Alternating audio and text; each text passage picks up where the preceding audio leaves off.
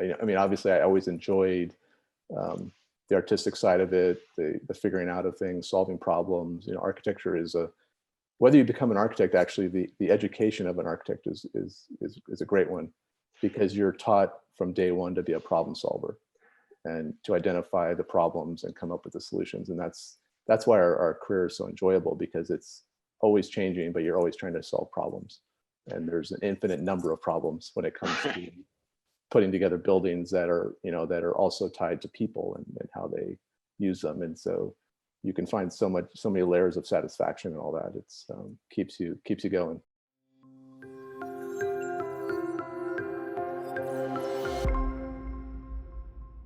All right, guys. Well, thank you. Today, we are joined by Paul Ferro from Form4 Architecture in San Francisco.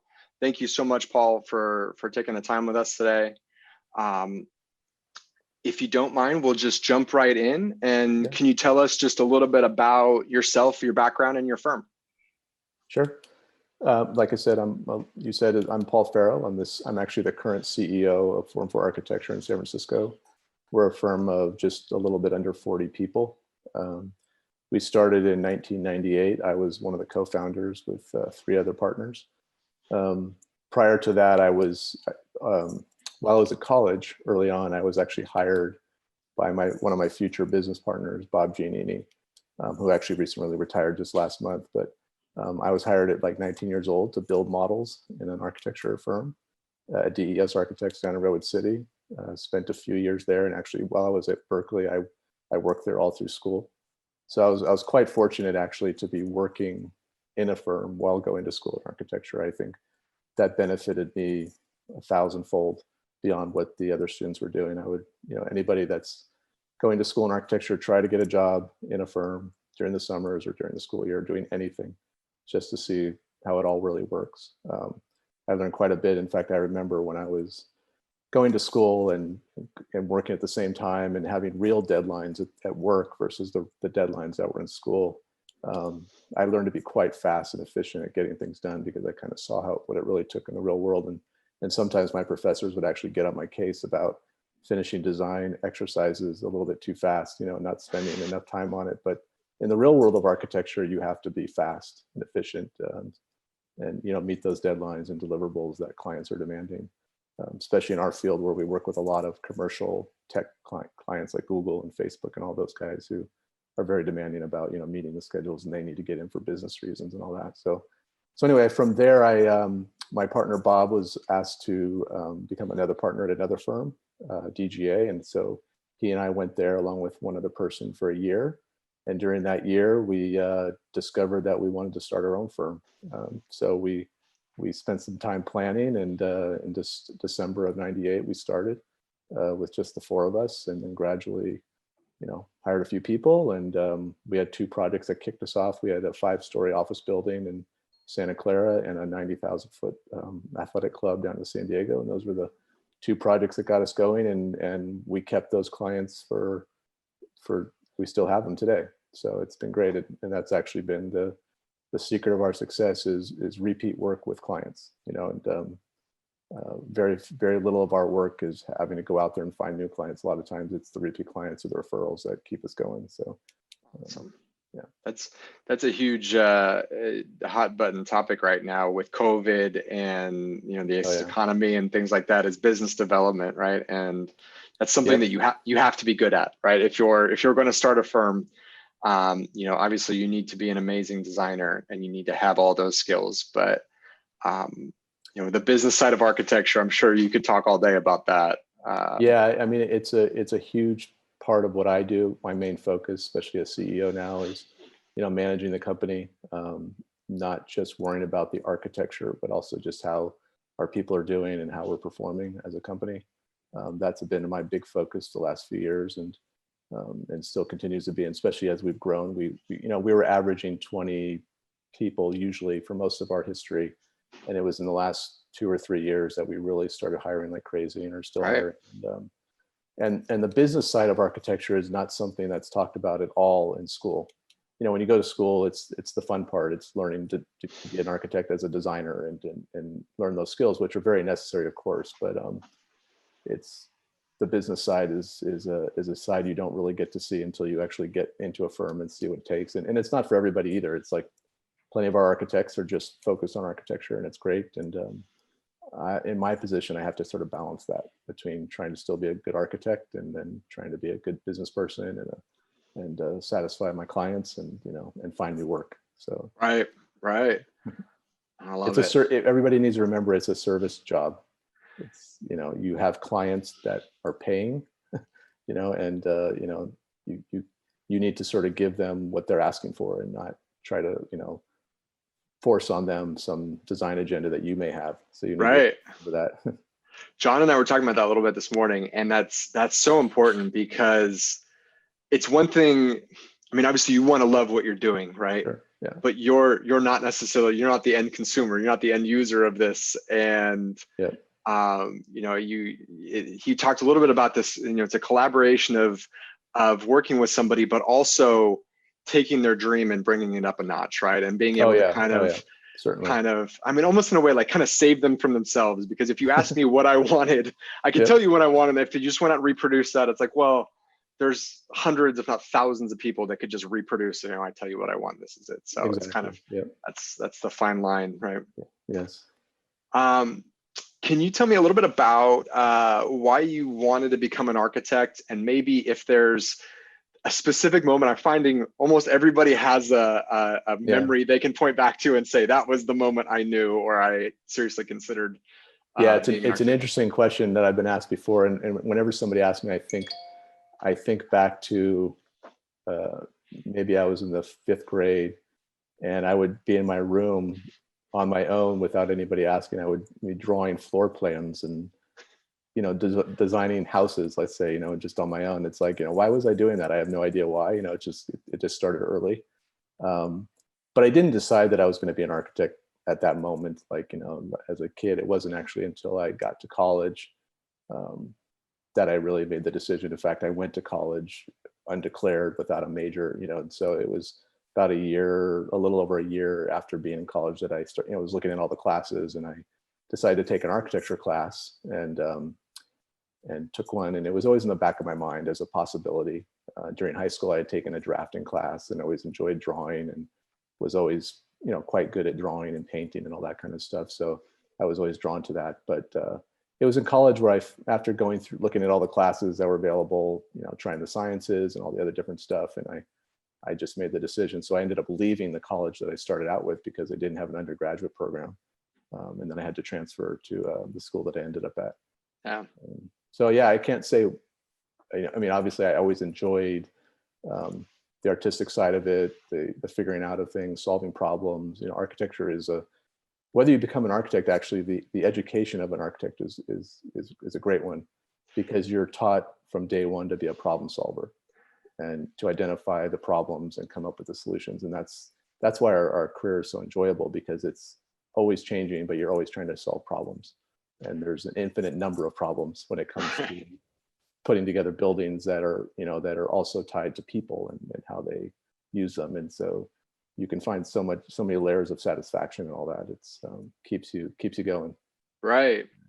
That's actually, it's a really important point to make too, because I feel like now more than ever, someone is likely to take architecture classes without the intent of necessarily becoming a licensed architect, right? Mm-hmm. You know, actually, a funny I don't want to funny story about that. My very first architecture class in college, there were about 100 kids in there, and it was just a general like architecture 101. It was sort of more about architecture, not so much about doing design yet. But the professor got up there and he said, after this semester, half of you will be gone. After the first year, the next half of you will be gone. And then he kept going down, and he basically got down to, he said, about 2 or 3 of you will actually become practicing architects. Wow. And he was actually right, because when I think back myself, and I can think of just 1 or 2 others, one of them actually ended up working with us for quite a long time, and I worked with him through college as well. But yeah, so you know, interesting statistics on that, and a lot of the other architects that I've talked to, when I tell that story, they're like, yeah, I got the same kind of thing happen. So it's an interesting, you know, lots of people start out, but it's not for everybody at the end of the day. And you, to be an architect, you have to be quite passionate about about it. I mean, it's a lot of work, you know, a lot of late hours. You'll find that out in college and during your studio, people are spending nights in their studio because again, the design is always going until the final moment, you know, so you can keep working on it till the end, and it's just a creative process. So. I think that's one of the most important things that I'm hearing over and over again, and I think we really want the students to understand, which is this life as an architect, a designer, in the construction industry, is an endeavor, right? It's this mountain, and it takes a very long time to scale the mountain, even if you're on the fast track, right? Even if you're doing everything you can. And you know, John and I were talking about this. An architect doesn't really hit their stride until their 50s, 60s, right? 70s. I mean, right? And so that's really important, because I think one of the things about a younger generation is they tend to be a little impatient, right? We tend to be a little like, we're over here, oh, maybe that's not the right thing for me over there. And you got to be in for the long haul. Right. I mean, there's so much to learn, and even when you spend those 50 or 40 years or whatever, and there's always things that you've had to focus on. So there's other areas that you couldn't focus on because there's too much. So, you know, other people in the firm take care of those things. And so yeah, it just takes, it's just one of those practices or in careers that offers a lot. And it's sometimes hard to decide which way to go, you know. We haven't even gotten into, like, you know, what are all the different roles in order to produce a project, you know, especially a larger project, and all the different titles and who's doing what. I mean, there's a lot of layers of people and what they're doing, and yeah, so. No, that's a good point. If you want to touch very briefly on maybe one of the things that you love most about your job or your favorite part, and then on the flip side of that, what is, we'll say, the hardest part or most challenging part? I'll start out with the most challenging. Okay. The most challenging actually are the people. Sometimes I joke around where the doing of the architecture is actually the easy part. But as an owner of a company, and one that's been growing, as you bring on more people, you bring on more complexity, because you're bringing on people, and people are complex in themselves, and you're dealing with all the different personalities, and you're trying to get them to perform as a team. And and each individual has their own needs and wants. And so in my position, it's mostly been, the challenge is trying to bring all those people together and have them work in a professional way and to produce great work. And sometimes people are in conflict with one another. So sometimes you have to play psychologist and psychiatrist and mentor and all that. So the most challenging thing is definitely the people part of the equation of running a business. The things that, and I actually enjoy that, probably. So that's why I've gravitated towards the position I'm in at the firm, where these days my role is mostly about the managing of the company and trying to make a great company, while also, of course, trying to produce great architecture for our clients. So I myself am not as involved in the, sitting down, drawing stuff the way I did in my early years. I'm more directing people, and so I actually enjoy seeing how the team can perform and producing great work. And I don't necessarily need to be the one that's holding the pencil, so to speak. Where, other people in the firm, some architects they want to be the guy that's always holding the pencil.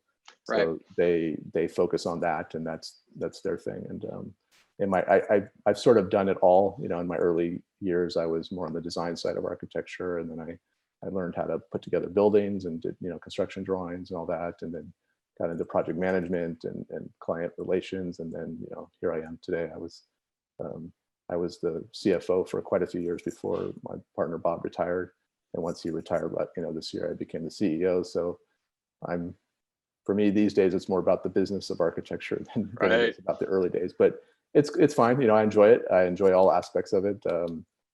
And so the fun stuff is, sometimes I get a chance to just focus on a project and sit down and actually work on something. And I'm like, God, this is really fun. This is great. Because when you're doing that, you're not having to worry about all the other aspects of the company. You're just like getting back to the basics of architecture, which is always enjoyable. So, it's figuring out how to put a building together and design it. So I feel like everybody, not just designers, have that problem, right? Where if you build something up large enough, now you're wearing so many different hats, and yeah, sometimes for years we purposely kept the company relatively small. We all came from very large firms initially, and so we saw how it worked there, and we didn't quite want to do that. And so we did that for a long time, and we all grew over the years. I mean, just emotionally and wanted more. And then as my partner Bob was talking about retiring, we needed to kind of figure out, okay, well, how do we keep this going for the next 20 plus years? And you start bringing in people that get into leadership positions within the company, and you're starting to think about the next generation. And when you start doing that, there's a natural tendency for the firm to want to grow, because as the existing partners are out there finding work, you've got a certain number of clients that and a certain number of people to satisfy that. But then as you get new people finding more clients, then the company just naturally grows, right? Because you're trying to satisfy the need to continue it on. So as John and I eventually retire, we need other people to kind of backfill us, and there's going to be a time period in which we're all kind of operating on this in a similar way in terms of finding work, and so you're just going to be at a certain size as a result. And I think we also emotionally opened up to the idea of getting a little larger. We were kind of tired, at least some of us. I mean, I was sort of done with like having to do everything on a project. I was now looking forward to like letting others step in and take over those things. So yeah, as we've matured just as a company, and then just individually in our ages, we've opened ourselves up to the like possibility of let's let this thing grow a little bit more.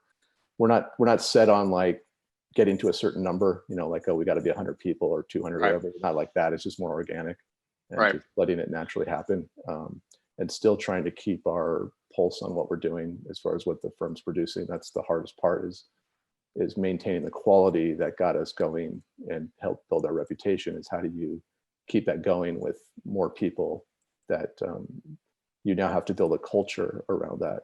Right. And so that's the hard part. It's the challenging part, and it's the fun part too, when you can have success. So it is. Yeah. You're in that sweet spot, right? If you were a sole proprietor, you'd have 100% autonomous control over the product and what you design. If you're, at a 2,000 person firm, right, then, maybe not so much there, but yeah, that kind of middle ground, that's the challenging, but also hopefully really rewarding. So, yep. Yeah, for sure. Awesome. All right. We talked a little bit about opening a firm, so we'll leave that one. Who are some leaders in architecture that you admire or maybe have inspired you in some way? Oh man, that's a tough one for me. Yeah. I'm not one to sort of look outside and sort of say, oh, who's a great architect, and I'm going to credit follow and do them. It's been funny. I was very fortunate in terms of becoming an owner relatively early in compared to what most people do, and as a result, I was sort of just with my partners trying to make this thing and build this thing, and sometimes wasn't exposed to what are all the other architecture firms doing, and it's been great actually, as we've hired more senior people who've come from larger firms, and I'm very interested in what those firms are doing, because I really wasn't part of that process. Like I said, I started out pretty young. And so I've never really been one to like look at other architects and sort of admire them and then try to take on what they do. Of course, I love buildings and I look at them, but I don't follow the careers of architects in the same way that others might. John was probably a better person to like on the side kind of rattle off people that he's admired over the years. I've never been sort of in that way, so I have a hard time answering that question. But yeah, you know what? I mean, that's in and of itself. Sometimes that's a good thing, right? Because you're not necessarily beholden to some of the practices, right? That's as you guys work with tech. That's one of the beautiful things in the Silicon Valley is they come in and they break things because they just ask, well, why are we doing this, right? Why? Yeah. So for sure. that can be a strength, I think. So, all right. Well, Paul, I know we need to get you out of here. Just one last question for you. Yeah. What would be the best advice that you could give to an up and coming design professional, whether it's somebody who's considering a career in architecture, or any of the other many disciplines that kind of encompass construction, either from a standpoint of something you wish somebody had told you, or just as an agency owner, as you hire, some things that you wish some of your people you were interviewing knew? Sure. I when it comes to hiring people, I mean, we look for thoughtful people, people that are responsible, accountable, proactive, and very thorough about their work. The thoroughness is very important. When you're putting together a set of drawings, you've got your floor plans, and you got your elevations, and you got your roof plans and your sections, and all those need to jive and work together. And so it requires you to, if you make a change in one place, you got to make sure you follow that change and track that change through the entire set of drawings. So the thoroughness, you almost need to be like tedious about it, and just because the mistakes have serious ramifications in the real world, and from a cost and lots of point of view. But so somebody, they need to love architecture, so they did really need to make sure that when they go into it, try to get an internship somewhere, just to see what it's really like in your early days of college, and when you're still exploring, do you really want to do this? Because you definitely don't want to wake up, like any of us in life, don't want to wake up 20 years after doing a job and realize it's like, I wish I had not done that. But right. So I would definitely explore that as much as you can. Yeah, I think those are the things that I look for in people. It's good attitude, positive, Yeah, that kind of thing. The people skills is very important. The people skills, yeah. and I think we could talk a whole nother 30 minutes or an hour about the people skills, and that's something that I'm really kind of getting into, and so we won't touch on it too much. But I would love to. One thing I would say that I actually learned from one of my bosses when I was very early in my career, and was designing, but I wasn't getting that interaction with the client because I wasn't at that level. So I would just be designing for my boss, and he would meet with the client. Is he said to me, treat me like I'm your client. So you learn from doing that. You learn to as you think about clients and what they need. Well, if you treat your boss that way, you'll learn the skills that you need to ultimately one day be a good architect with your clients. And then your boss will learn, oh yeah, he's ready to go in front of clients now and speak in front of them and ask questions and be involved. And so you always have to remember that architecture, like I said earlier, is a service industry. Mm-hmm. And don't forget that. That's probably one of the most of the things you need to think beyond your own goals as an architect, and remember you're trying to meet the goals of your clients.